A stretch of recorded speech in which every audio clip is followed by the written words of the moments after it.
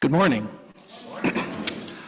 I'm Jim Peters. My pronouns are he and him. I'm a member of the worship committee, and it's my pleasure to welcome one and all to this in-person and live-streamed service of the Unitarian Society of New Haven, our USNH. Welcome to this sanctuary where we strive to meet each other where we are, and where we seek to be wholeheartedly welcoming to newcomers and long-term members alike. In that spirit, I invite you to extend a welcome to those sitting around you this morning, and if you're online, I invite you to post a friendly welcome in the chat box.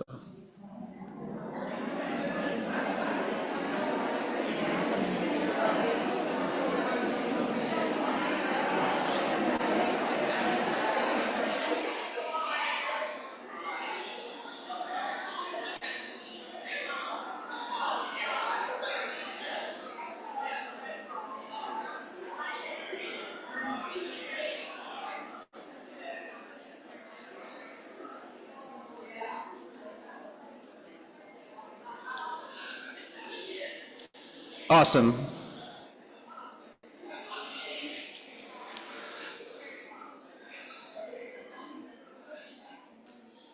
I'm aware that could be our entire hour. If you're new around here, a special welcome to you and an invitation to stay after the service for refreshments and conversation in the social hall. There's a welcome table staffed by our connections team should you have any questions about Unitarian Universalism in general or USNH in particular. And remember that the social hall is wired for sound, so you can hear the service in there should you need to step outside for any reason. In the back or on this side, there are activities and comfy spaces for younger people or young at heart. Please know that the sounds of children's voices in our sanctuary are welcomed as encouraging harbingers of our future. Some ongoing announcements. Fortunately, the flu season seems to be moving past its peak, but we remain committed to helping people feel safe and secure in the sanctuary. So for that reason, we've set aside these first rows on the north side as mask required. Of course, you can mask up anywhere on the grounds here, but we ask if you choose to sit there to wear a mask. There are sound assistance devices in the back of the sanctuary. Please make use of them if they can help. And friends, each week we hold up the value of generosity as we remind you that ushers will be present in the back of the sanctuary after the service to collect plate donations. Donations can also be made by check or text. Please look to your order of service for details. In this stewardship season, and indeed in every week of the year, your generosity in whatever amount is gratefully received. A couple of announcements specific to this week. After a long hiatus, the Turnpike Players is delighted to announce the planning of a fall musical. Performances will be in November 2026. Little Women is a heartwarming Civil War era story based on the book by Louisa May Alcott. If you're interested in learning more about this, rehearsals will begin September 6th, and auditions are scheduled for Saturday, May 3rd and 4th. If you have more questions, go to the table in the social hall or look to the newsletter for more specifics about the show. We're excited that this is happening. Jackie Trimble Shapiro notes that the Jason Stanley author talk is now up on Child's Connections in your YouTube feed. If you weren't able to see it and you'd like to, that's available for you now. And last but not least, please stay after today's service for the USNH chocolate auction. Tons of sweet treats are waiting for your bid. And even sweeter than that, all proceeds go to support USNH. Dan Gelpert and I will be your auctioneers. Please come, bid early and often. And just want to make a special shout out to Sandra Salazar, who baked about 200 empathy cookies in honor of the occasion. So that's just unbelievable. And please come. It should be fun and it looks amazing. And now, as I invite Sunny forward to calls to worship, I invite you to place your electronic devices firmly into worship mode and to settle into this blessed hour of time together.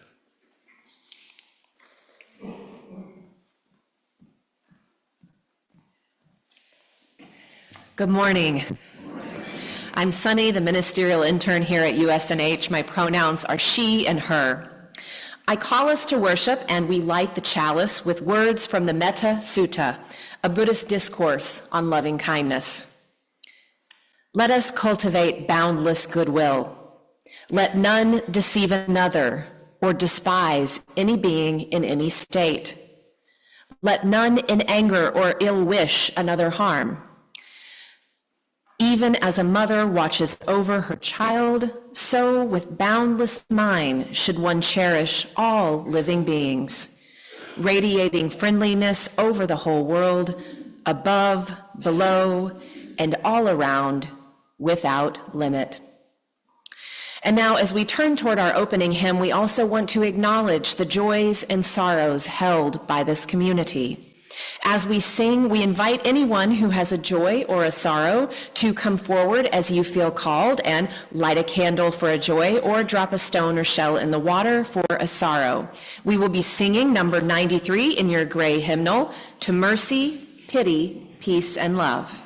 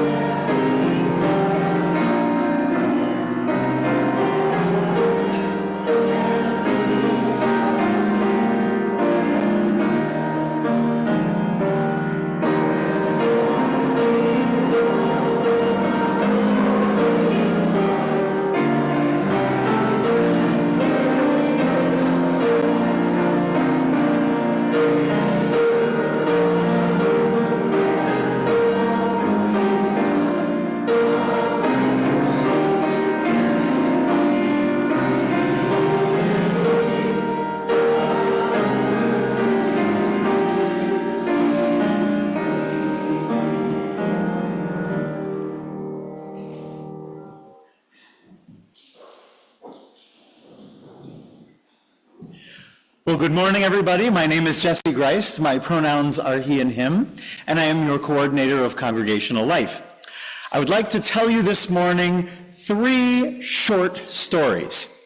And as I tell them, I'd like you to do a little experiment with me. As you hear the 3 very, very short stories, please think about for a moment if you could insert yourself into one of these 3 stories and affect the outcome of it. If you could make the story end differently, or if you could help the people in the story, which of these 3 stories would you put yourself into? At the end, we're going to actually vote. Story number 1. A mother and child went for a walk in their neighborhood. They saw trees and squirrels. They went home and had dinner. The end. Story number 2. A mother and child went for a walk in their neighborhood. A car came racing around the bend, headed straight for them. They didn't see the car. The driver of the car didn't see them. Somebody on the side of the road looked up and saw this happening and said, "Not my business. Hope they'll be okay." The end. The end? Story number 3. A mother and a child were about to go for a walk, but then they turned on the news. The news had a special report about a rise in car accidents. The mother and child decided that it was better to stay at home for the rest of their lives. They drew the curtains. They locked the door. They put up a sign on their driveway that said, "Don't even talk to us about car accidents." And they lived isolatedly ever after. Now, once again I ask, if you could insert yourself into one of these 3 stories, raise your hand if you would have inserted yourself to try to help change the outcome of story number 1. Couple of people, all right. Raise your hand if you would insert yourself into story number 2 to try to help change the outcome. Many, many more people. Excellent. What about story number 3? A few people there. These are the diehards who just, if you make a decision, I'm going to come here and change your mind about it, and I'll knock on your door anyway. I want to share with you something that I was reading about this week.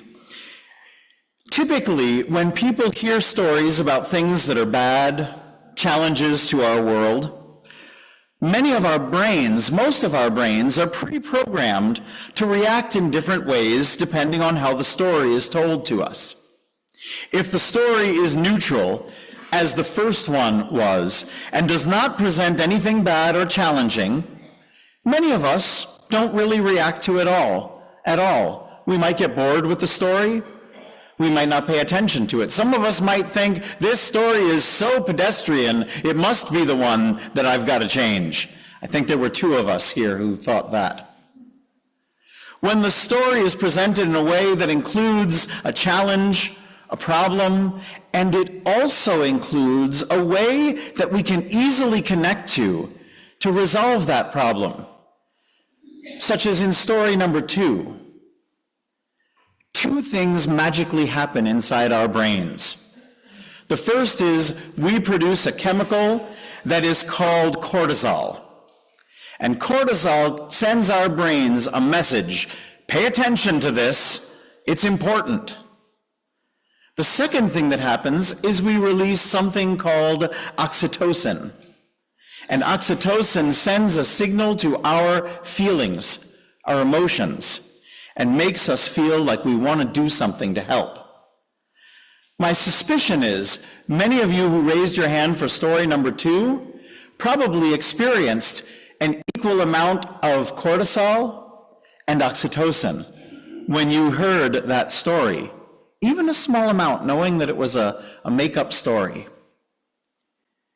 What we find is that when you listen to a story like the third one that basically says there's a giant problem with this world around us and there's nothing you can do about it, some of us still get that cortisol. Pay attention to this. There has to be something I can do about it. But typically, fewer of us get that rush of oxytocin telling us that there is something we can do about it and that we should do something to change it. So let's be cognizant of that, my friends. Let's think about that. As you hear stories that are probably much more complicated than the 3 simplistic stories I told you just now, when you see the news, when you have conversations that are difficult with people, know that this activity is going on in your mind. Some things bring us a rush of a feeling of, I have to pay attention to this. But it isn't until we get that second reaction, that oxytocin, that tells us that we should do something about it, and we can do something about it, that we decide that we will do something about it, no matter how challenging it is. I also ask you to be aware of this when you tell stories to other people. Because the more you tell a story that is only about the problem and doesn't include anything about what we might do about it, the more we are likely to have people agree, that's a problem we can't do anything about. So let's keep that in our minds. Let's keep that in our bodies, physically, as we go into this world, and we try to change it for the better. Let's start right now. Any children, young people who are here, please join me in a children's chapel this morning, and let's sing them out with "Go Now in Peace." Go now in peace, go now in peace. May the Spirit of love surround you everywhere, everywhere you may go. Go now in peace, go now in peace. May the Spirit of love surround you everywhere, everywhere you may go. Hello, USNH. I'm Jamie Johnson. My pronouns are she, her. I am excited to share with you this morning my thoughts on stewardship of our community. Stewardship is essentially the managing of all of our resources in order to fulfill our mission. At USNH, we seek to inspire lives of compassion and generosity, nurture spiritual growth, cultivate transformative connections, and create a more just world. This community has been so important in my life and the lives of my family members since 2012. So important, in fact, that after serving on the Pastoral Care Committee, I decided to pursue becoming a UU minister. And as many of you know, I received fellowship as a UU minister last weekend, and you are all invited to celebrate my ordination Saturday, June 7th.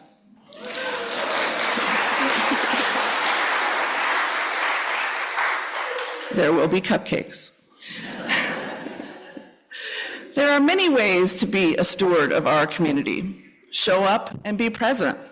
Volunteer and help out. So thank you to all you chocolate makers who brought things this morning. Donate via our annual pledge drive. Even spread the word about Unitarian Universalism, which is so important in these times. And I hope you all heard that the YouTube video of Jason Stanley is up on social media. Put it on your social media and let other people know what we're doing. I'm so excited about our new book author talks that we're going to be having, and it was a powerful evening. In his book, The Generosity Path, Mark Ewart holds up the idea of generosity, which is one of our core UU values. He writes, "The practice of generosity means holding the intention to be giving in any way you can." As a student for so long, with changes in our family situation over the last several years, I was not always able to give as much money as I would have liked during our pledge drive. And so in those years, I tried to give more of my time and my talent. And every year when the stewardship committee would reach out, they were so kind and supportive and thankful for whatever I could pledge. And it means so much to me to be able to support USNH's mission. And now that I'm out of school and done with my internship and I'm in fellowship, I hope to continue to not only give time and talent, but a little more treasure as well. For I value our community and our denomination and have dedicated my life to our mission. Thank you.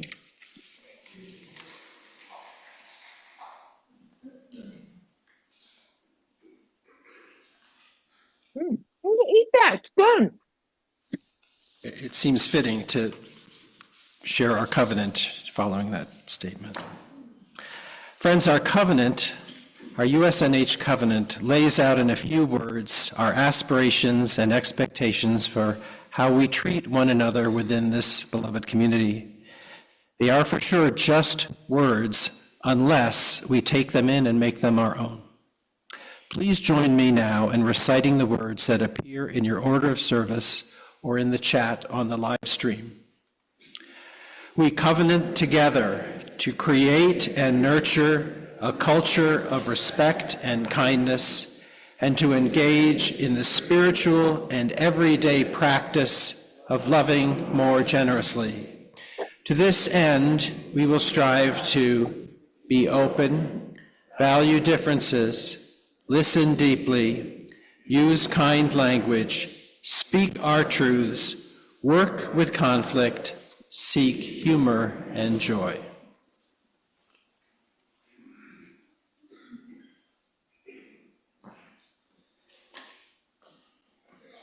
Before I begin our meditation, I just wanted to bring an update of longtime member Amy Wexler, who went into the hospital a couple weeks ago, went through 3 operations in 5 days, but is doing really well. I mean, we were deeply, deeply concerned.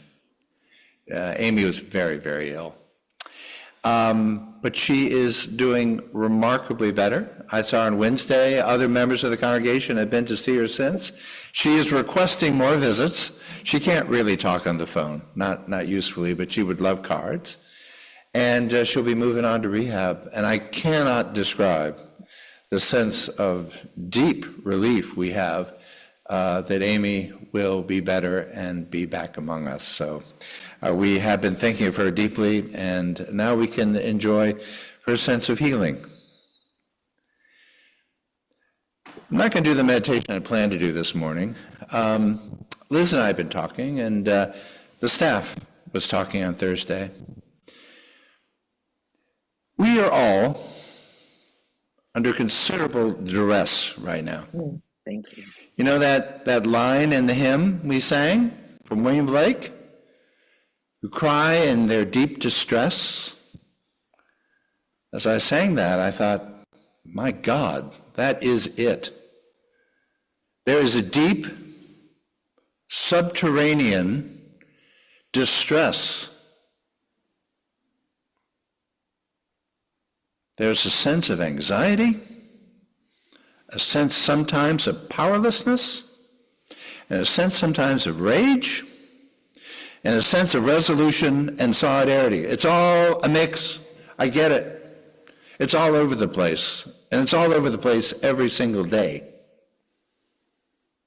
And my meditation this morning starts out as an observation, but it's going to move to a plea. Liz and I notice that at times we can be like, why was I short with you? There was no reason to be. But I'm sad. Members of the congregation can relate to each other in ways that we've never done before. It's because we've entered a new territory,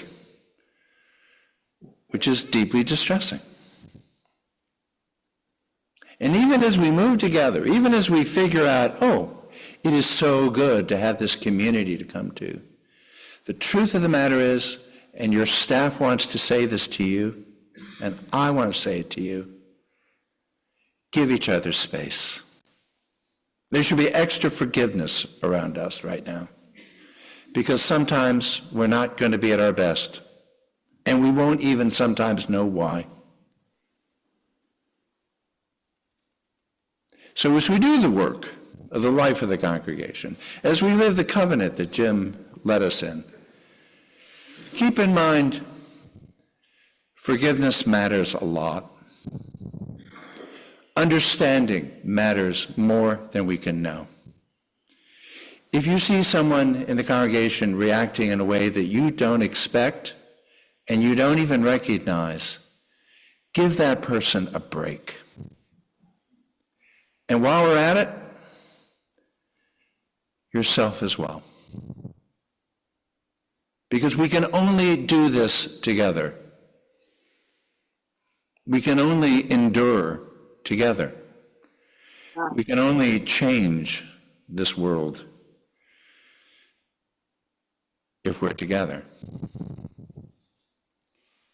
Let's have a moment of silence and then resolve that silence with the music of Handel.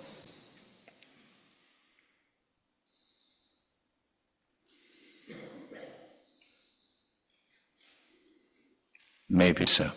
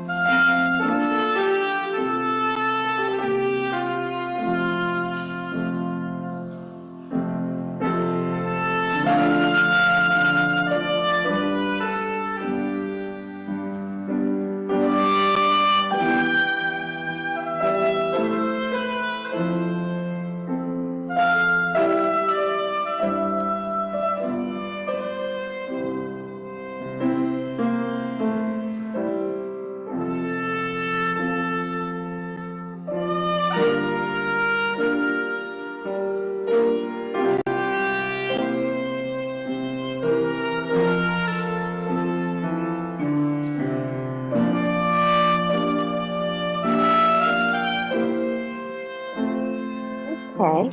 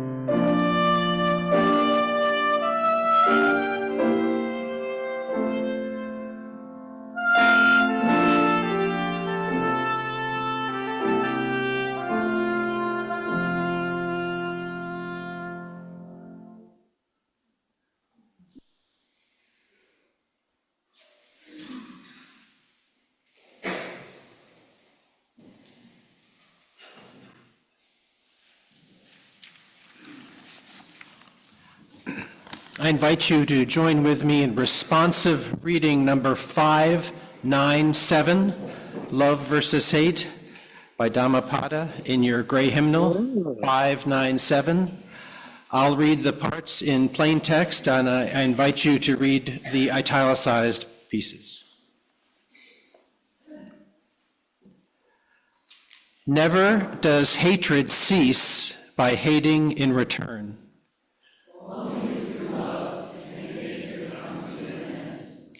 Victory breeds hatred.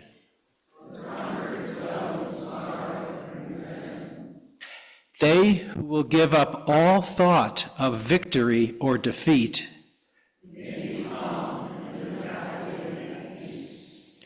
let us overcome violence by gentleness. Let us overcome the miserly by liberality.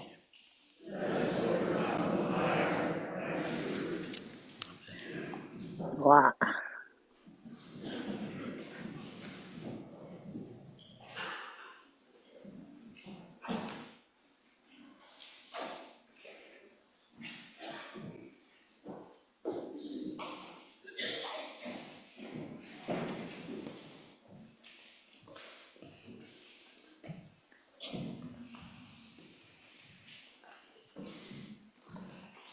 Oh, wow.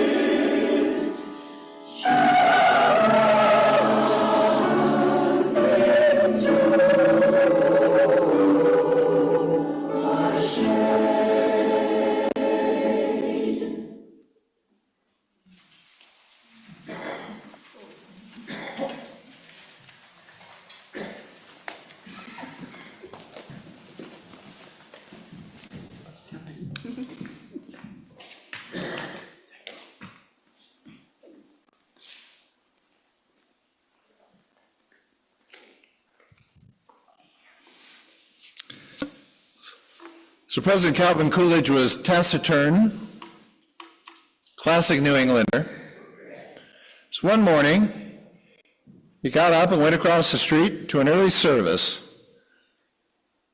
His wife didn't feel like going, and so he came back and was tucking into his oatmeal. And his wife said, "Cal, what did the minister say? What did he talk about?" And he looked up and he said, "Sin." "Well, what did he say about it?" "He was against it." So when I announced the title Empathy, like, who could possibly be against empathy? It's one of those knock it out of the ballpark kind of sermons. Who's not in favor of empathy?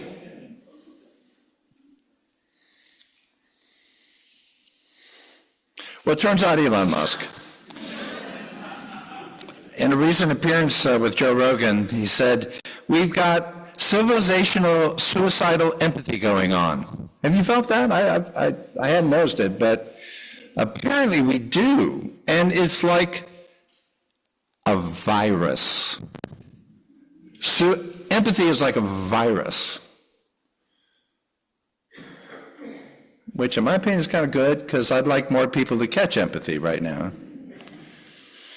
He said the fundamental weakness of Western civilization is empathy.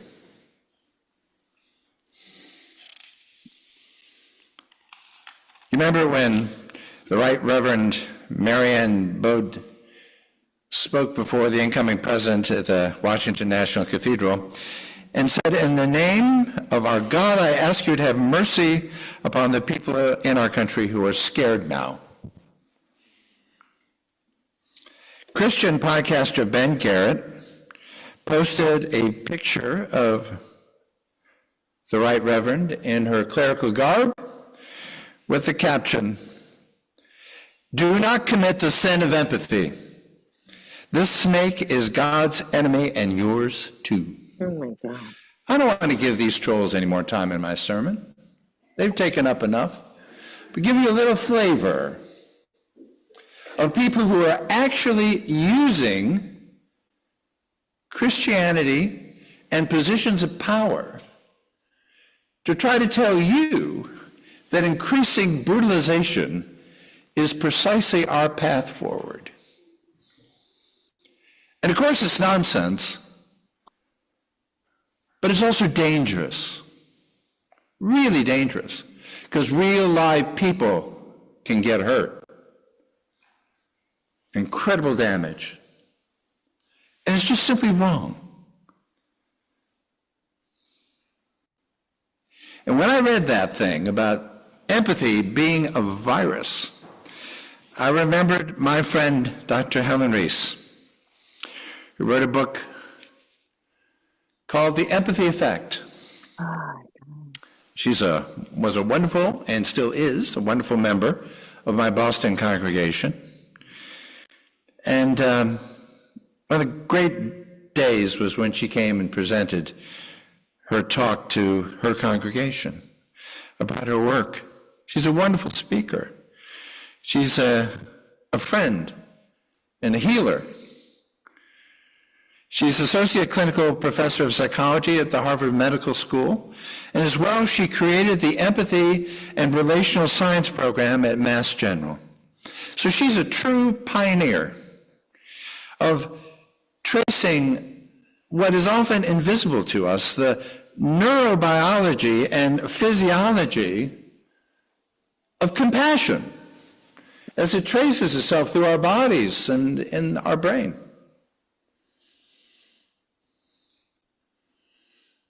She finds empathy in action, how it really works, when and where it kind of lights up in your brain. In other words, this is the real deal. And why is she doing this? In her words, it's pretty simple. Helen says, nourishing empathy helps everyone we interact with, whether for a moment or for a lifetime. Therefore, nourishing ourselves. She got the writer Alan Alda to write the foreword to The Empathy Effect because his own research in doing a scientific television program brought him to Helen's work. And as he notes in the foreword, probing the mystery of empathy has been a long, long human task. In learning to be the best sort of human being you possibly can be, Homer wrote nearly 3,000 years ago, taught by time, my heart has learned to glow for others' good and to melt at others' woe.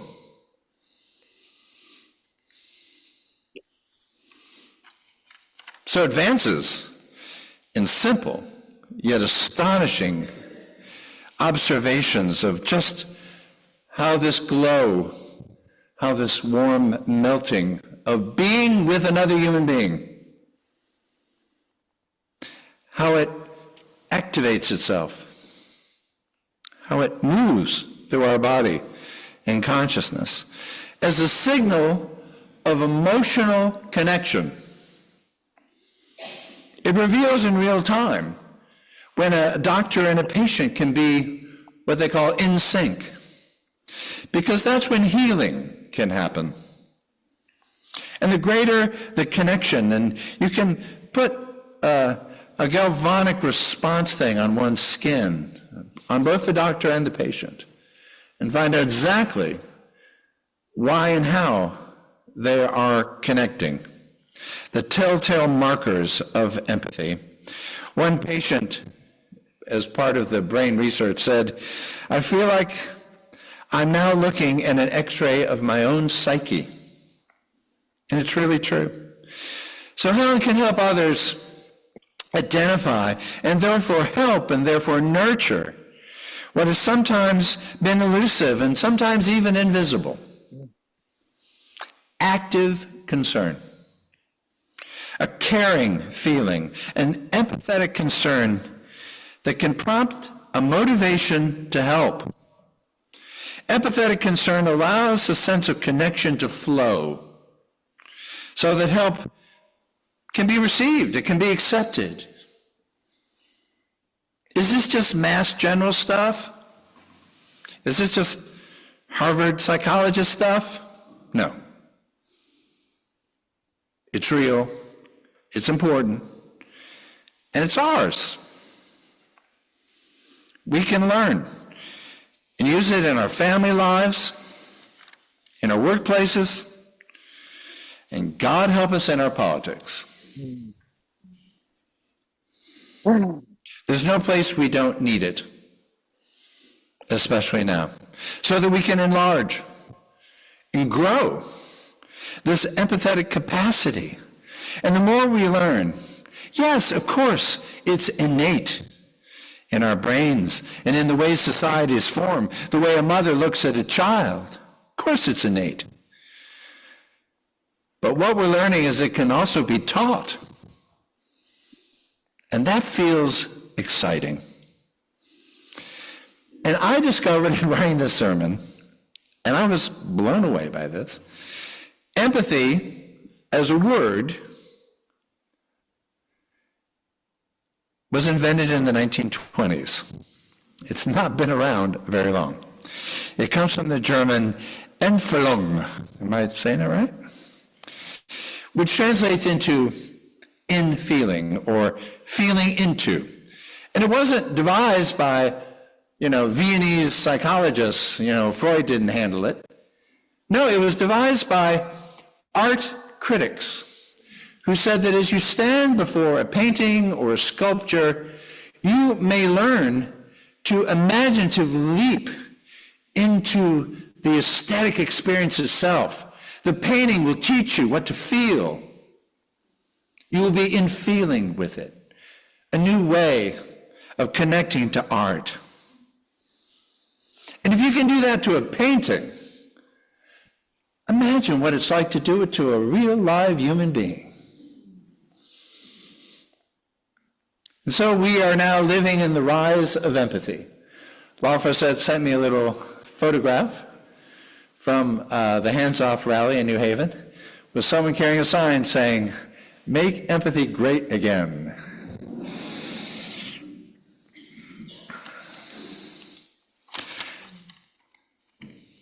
It opens up really interesting and important questions.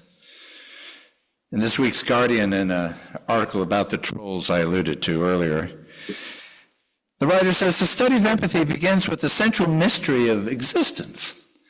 Like, what are the limits of the self? If I can be transported into a work of art or a piece of music, can I also extend my consciousness into another person's thoughts and feelings? It also speaks to one of the great quandaries of social life. Can we really know what other people are thinking and feeling? Is your blue my blue? Is your pain my pain?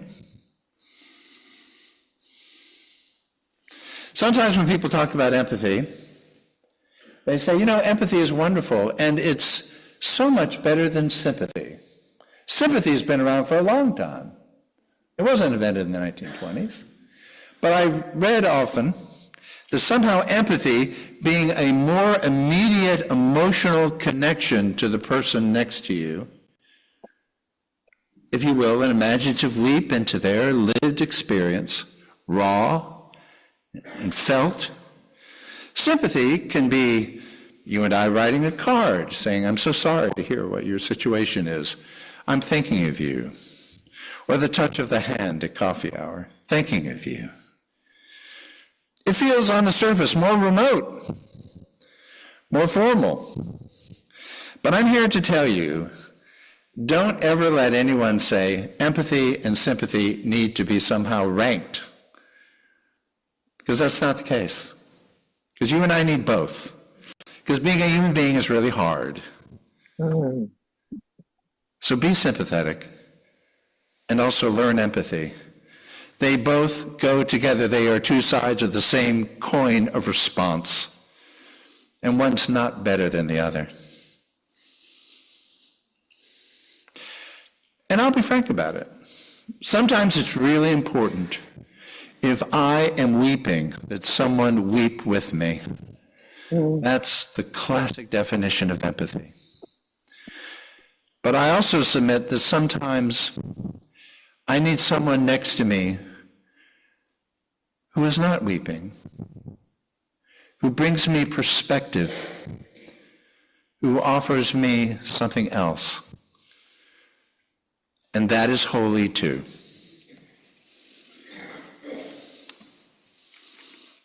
And most of all,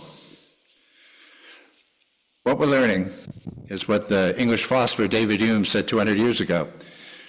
He said, "The minds of men are mirrors to one another." And what we're learning is that is absolutely, specifically true. In the 1990s, incredible research was going forward of what we call mirror neurons in everybody's brain. It's certainly what a child is using when they are learning to speak and be socialized. The parent, caregiver, is actually speaking not only to the child, but to the mirror neurons within the child. And response, it's a feedback loop. Our brains connect to each other. And our nervous systems connect to each other. And we know this because if I prick a needle into your hand, which you wouldn't appreciate, it would really reduce, I think, the pledges, you react. But if we show you a video of me doing that, your brain also reacts. The exact same place in your brain lights up. You may not feel the immediate pain, but your brain perceives pain. It connects up. It is a mirror. So the brain is picking up more than just understanding what's going on. We feel it. We feel it. And so by the mid-1950s, empathy was starting to move out of art criticism into not only the language of everyday people like us, but also into the language of psychologists and this kind of physiological research that Helen is doing, of what she calls projecting ourselves into others' feelings, feeling the feelings. And what used to be called a vicarious introspection now is just really something very much more intimate, a comprehension of another person's emotions. And the more research we do, the better we can see how this happens.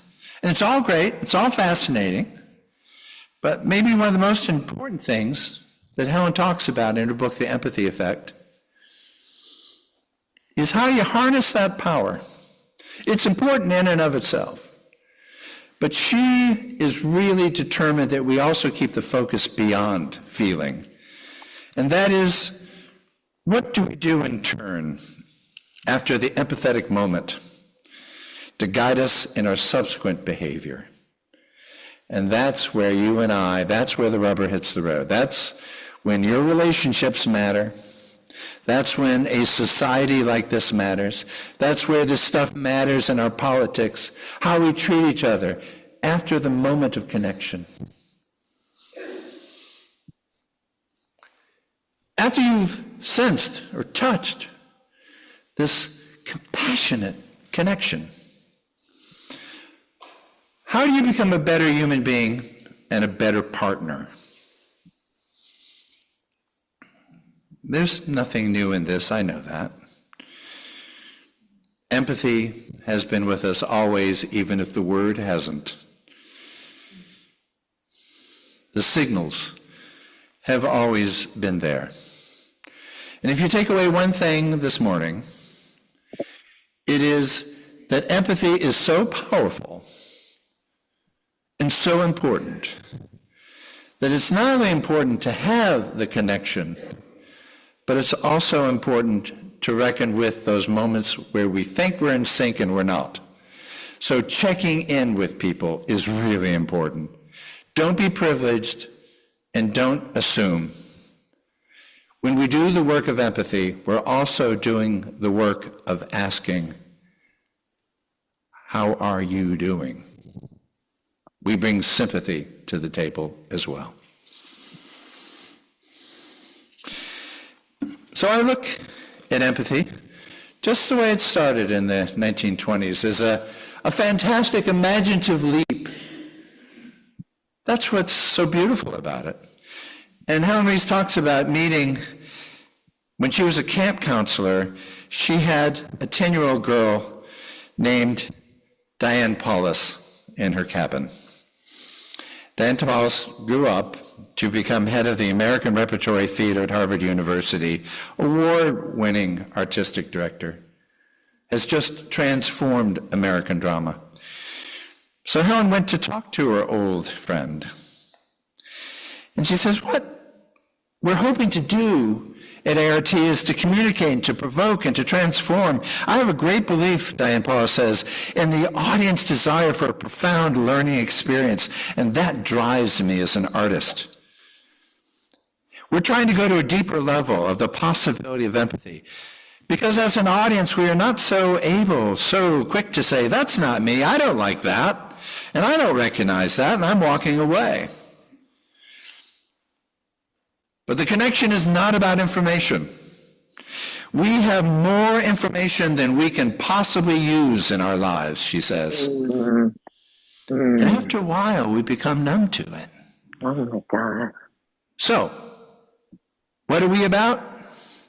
About motivating compassion for that person's story.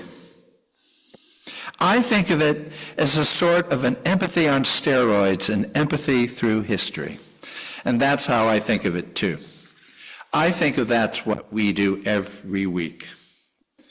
An empathetic moment is beautiful, but it can be rare. But we can also understand that our larger task is this larger imaginative leap to understand other people's pain. When someone's picked up off the streets of America and taken away to El Salvador. And it's argued before the United States Supreme Court that we can't do anything about that, although we're paying for the prison. We have to make the imaginative leap that that's not happening to that person, that's happening to each and every one of us if we are truly doing the work of faith. As Walt Whitman said, I do not ask the wounded person how he feels. I myself become the wounded person. This work comes at some cost. It can be seen as a sacrifice, and sometimes it hurts, but it is worth it.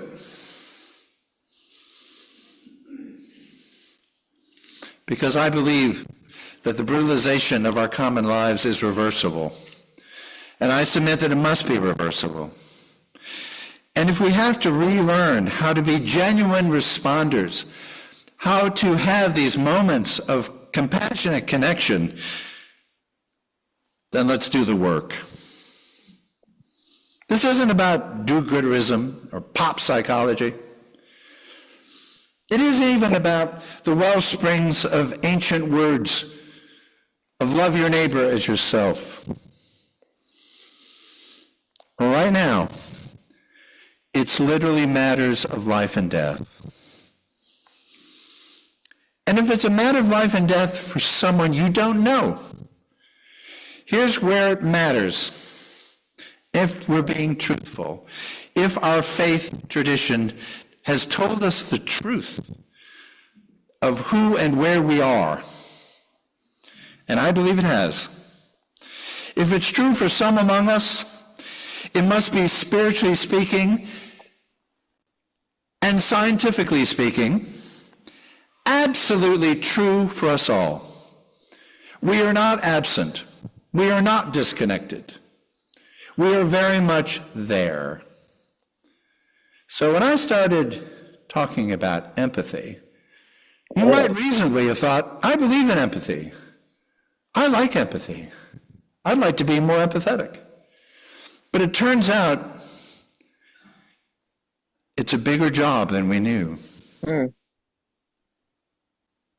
And I submit that with hope, with intentionality, and with vigor, we may feel each other's lives again. Amen.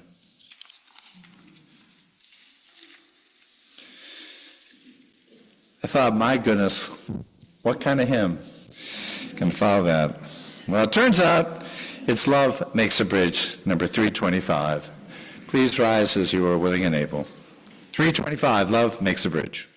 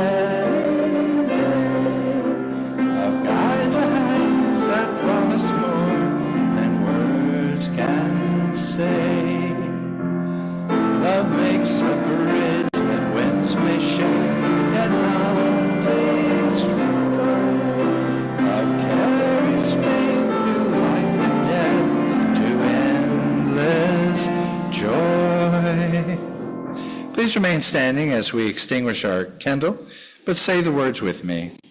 We extinguish this flame, but not the light of truth, the warmth of community, or the fire of commitment. These we carry in our hearts until we are together again. Now may peace, which passes all understanding, keep your hearts and minds in the knowledge of love. And I caution that as we begin the chocolate auction, we're going to momentarily set empathy aside for fierce competitiveness.